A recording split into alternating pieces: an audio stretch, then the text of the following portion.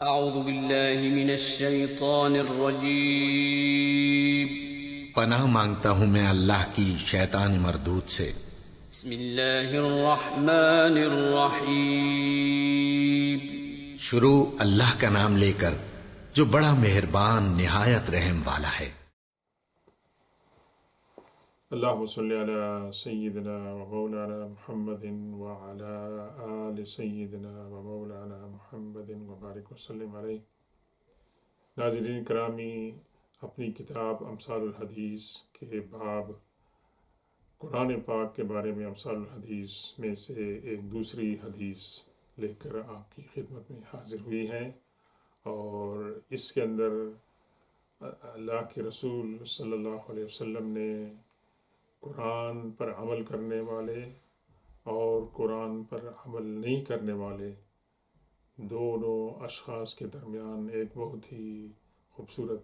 تشبیہ کے ذریعے ہمیں سمجھانے کی کوشش کی ہے، اور اس کے اندر ہمارے لیے بہت سے اسباق ہیں، عبرتیں ہیں۔ تو سب سے پہلے آپ کی خدمت میں ہم اس حدیث کا متن پیش کرتے ہیں، اور پھر انشاءاللہ اس کی مختصر تشریح آپ کی خدمت میں پیش کریں گے۔ بسم اللہ الرحمن الرحیم۔ عن ابی ہریرہ رضی اللہ عنہ قال رسول اللہ صلی اللہ علیہ وسلم تعلموا القرآن واقرؤوه فإن مثل القرآن لمن تعلمه فقرأه وقام به كمثل جراب محشو مسكا يفوح ريحه في كل مكان، ومثل من تعلمه فيرقد وهو في جوفه كمثل الجراب وكي على مسك، او كما قال رسول اللہ صلی اللہ علیہ وسلم۔ اس حدیث کو امام ترمذی نے اپنی کتاب جامع ترمذی کے اندر کتاب فضائل القرآن کے اندر جو ہے وہ درج کیا ہے، اور اس کا ترجمہ یہ ہے کہ اللہ کے رسول صلی اللہ علیہ وسلم نے فرمایا کہ قرآن کو سیکھو اور اسے پڑھو۔ قرآن کی مثال اس شخص کے لیے جس نے اسے سیکھا، پڑھا اور اس پر عمل کیا،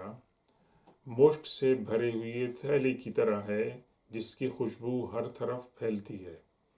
اور وہ شخص جس نے قرآن کو سیکھا لیکن اس سے غفلت برتا ہے، یعنی سویا رہتا ہے، اس کو پڑھتا نہیں ہے، اس پر عمل نہیں کرتا ہے جبکہ قرآن اس کے سینے میں محفوظ ہوتا ہے، کہ مثال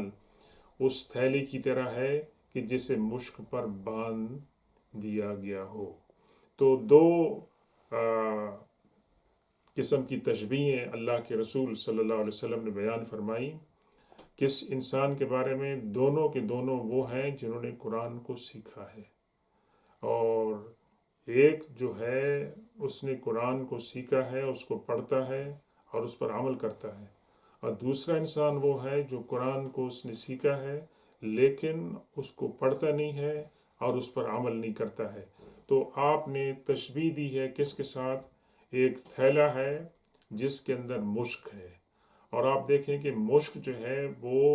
خوشبوؤں کے اندر اعلیٰ ترین قسم کی خوشبو ہے، اور اس کی خوشبو جو ہے وہ آس پاس پھیلتی ہے۔ تو ایک تھیلا وہ ہے کہ جس کے اندر سے خوشبو آ رہی ہے اور وہ بند نہیں ہے، اور دوسرا تھیلا وہ ہے کہ جس کے اندر مشک کو ڈالا گیا ہے لیکن اس تھیلے کے اوپر اس کو باندھ دیا گیا ہے اور اس کی خوشبو باہر نہیں جا رہی ہے۔ بہت ہی پیاری مثال اللہ کے رسول صلی اللہ علیہ وسلم نے بیان فرمائی ہے، اور اس کا مقصد یہ ہے بتانے کا کہ ایک انسان، ایک مسلمان جس نے قرآن کو سیکھا ہے، اس کی تلاوت کرتا ہے، اس کے اوپر غور و فکر کرتا ہے، اس پر عمل کرتا ہے، اس کی مثال مشک سے بھری ہوئی تھیلی کی طرح ہے کہ جو کھلا ہوا ہے۔ جب آپ اس کو کھلا رکھیں گے تو اس کی خوشبو ہر طرف جائے گی۔ دوسری طرف وہ انسان ہے، وہ مسلمان ہے کہ جس نے قرآن کو سیکھا ہے لیکن قرآن کا مطالعہ نہیں کرتا، اس کی تلاوت نہیں کرتا، اس پر عمل نہیں کرتا ہے، تو اس کی مثال اس تھیلے کی ہے کہ جس کے اندر مشک ہے لیکن اس کو باندھ دیا گیا اوپر سے۔ تو یہاں خوشبو پھیلنے کا مقصد کیا ہے؟ خوشبو پھیلنے کا مقصد جو ہماری سمجھ میں آ سکتا ہے وہ یہ ہے کہ انسان جب قرآن کے اوپر عمل کرے گا تو اس کو برکتیں حاصل ہوں گی، اس کی اپنی زندگی کے اندر برکتیں آئیں گی، اس کے ماحول کے اندر برکتیں آئیں گی کہ جب وہ اچھا عمل کرے گا، اخلاص کے ساتھ عمل کرے گا تو اس کے ماحول کے اندر بھی اس پر اثر پڑے گا۔ اور قرآن پاک کے جو مقاصد ہیں اس کی تلاوت کے، اس کے سیکھنے کے، ان میں سے ایک یہ بھی ہے کہ انسان اس پر عمل کرے، اور اس کا عمل جو ہے وہ اتنا مبارک ہو جاتا ہے کہ جس کی برکت سے اس کے ماحول میں اثر پڑتا ہے اور دوسرے لوگوں کے اوپر بھی اثر پڑتا ہے۔ اور یہی قرآن کا مقصد ہے، قرآن کے نزول کا، قرآن کی تلاوت کا مقصد یہی ہے کہ انسان کے اوپر اس کا اثر ہو، اور جہاں قرآن نے کسی کا حکم دیا ہے کسی بات کا، اس پر عمل کیا جائے، جس سے اس نے کہا منع کیا جائے، رک جائے، اس سے رک جائے، تو انسان کے عمل کے اندر خیر و برکت پیدا ہوتی ہے۔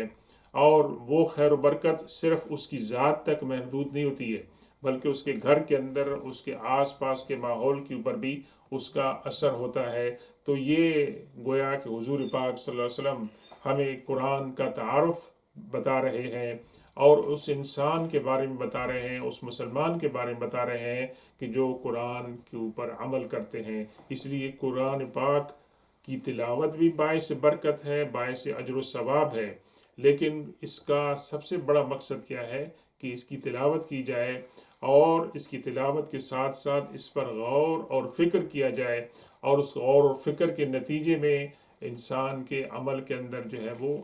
اثر ہونا چاہیے۔ تو اللہ تعالی ہمیں ان لوگوں میں شامل فرمائے کہ جن کی مثال اللہ کے رسول صلی اللہ علیہ وسلم ان لوگوں کے ساتھ دی ہے، اس تھیلے کے ساتھ دی ہے جس کے اندر مشک بھری ہوتی ہے، اور اس کی مشک آس پاس جو ہے وہ پھیل جاتی ہے۔ تو ناظرین کرام، آج اس مثال کے اوپر ہم اپنی گفتگو کو ختم کرتے ہیں، اور انشاءاللہ آئندہ